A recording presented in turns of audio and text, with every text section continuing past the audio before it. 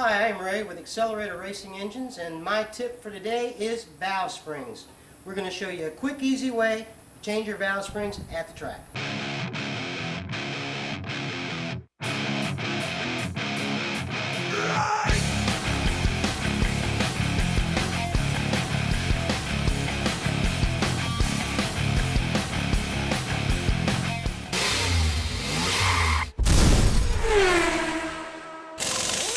The tools you'll need for the job today will be an impact wrench with a 10mm socket, a spark plug socket, a screwdriver, and a magnet. The first thing we're going to do is we're going to remove our spark plug wire. We're going to set it on the side, and then we're going to take the valve cover off.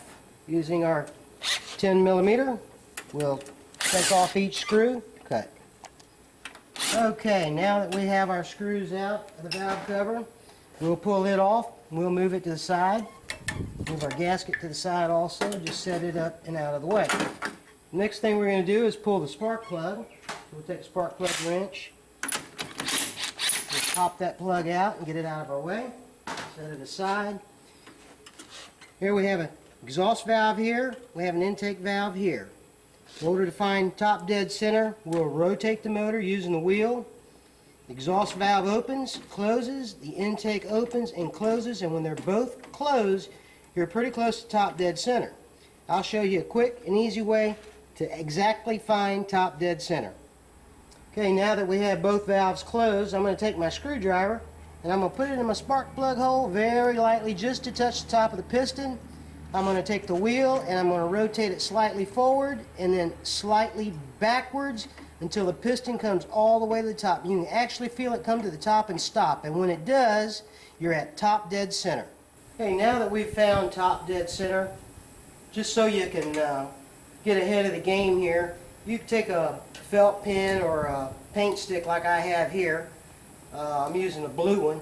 I'm going to come around our sight area at our flywheel. And as you can see, I've put a blue mark on the flywheel and one on the blower housing. Now I know I'm at top dead center, so next time I have to do this procedure, I don't have to pull my plug, I can just go to my markers. The first thing we're going to do is we're going to go to the exhaust valve. We're going to push down on the top of it and slide it to the side. Now that the rocker's completely off the valve spring, we're going to take the lash cap off using the magnet. You grab a hold of it, and there's your lash cap. Be sure that you don't drop this lash cap in the motor, because then you may have to end up pulling your head off. That's why we use the magnet to hold it. I'll just set this out of my way. I'll come back over.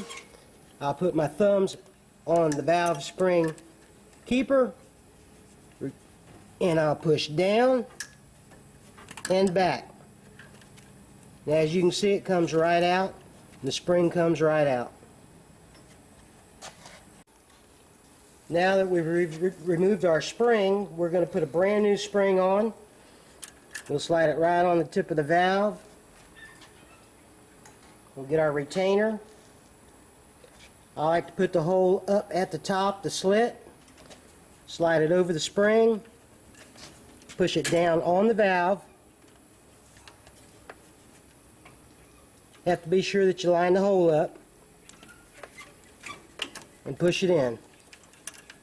Put the flat marker of the retainer back towards the rocker so you can just spin it back around. I'm going to take my magnet. I'm going to put the lash cap back on, put it on with the magnet, hold it with your finger, slide the magnet off.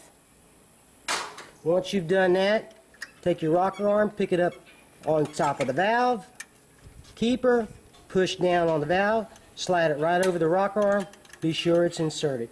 You do the same procedure for the intake, exactly the same way, and your valve job is completed.